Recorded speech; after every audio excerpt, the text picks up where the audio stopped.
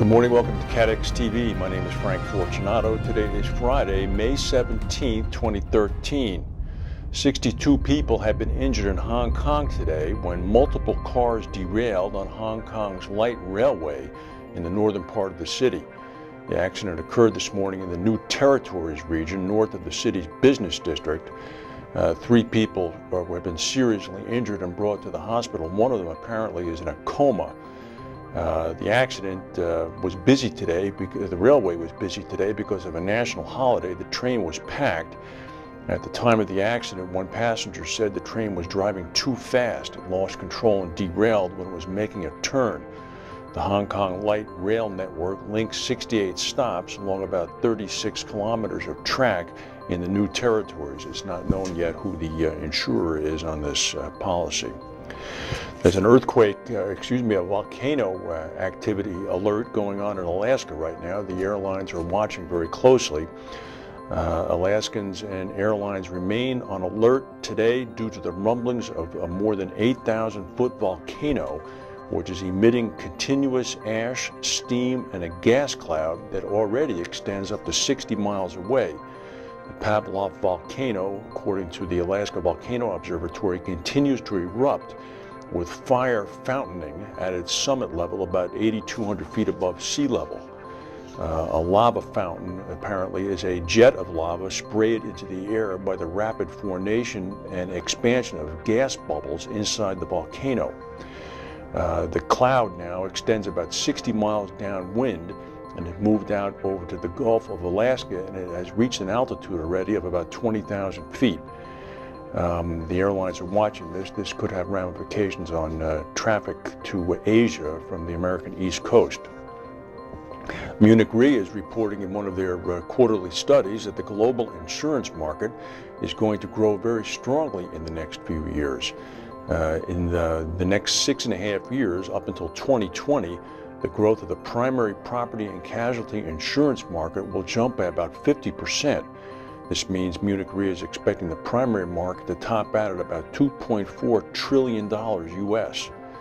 The growth in the reinsurance market will, of course, be a little bit slower. Munich Re is expecting significant growth in emerging countries.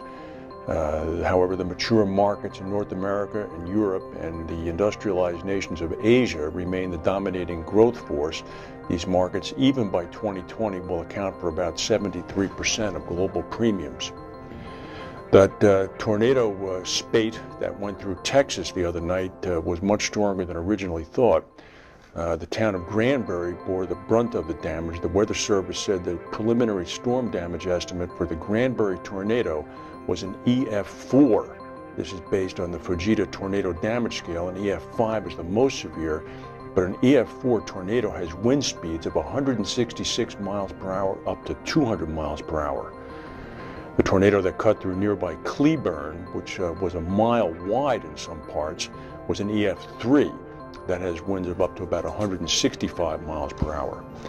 The head of the Weather Service's Severe Storm Lab in Norman, Oklahoma, said that May 15th is the latest into the month that the United States has had to wait for its first significant tornadoes of the year. As a result, they expect that 2013 will be one of the least lethal tornado years since the agency started keeping records.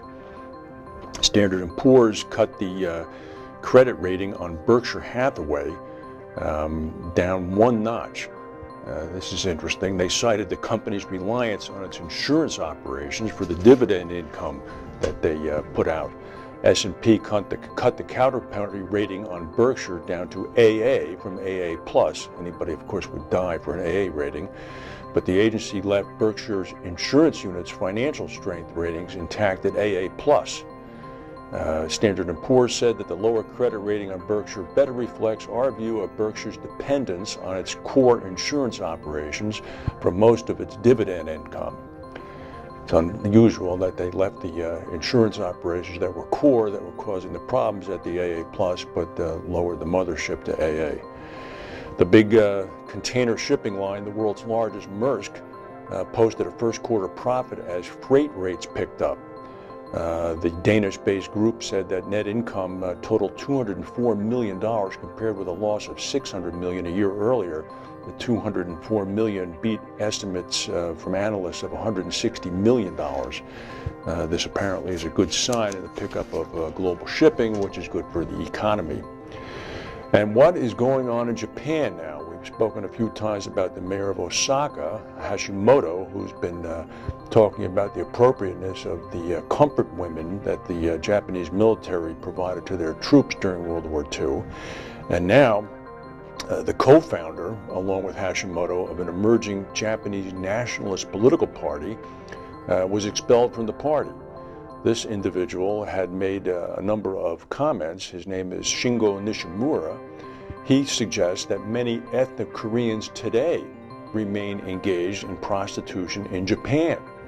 He withdrew his remarks, but the party expelled him anyway.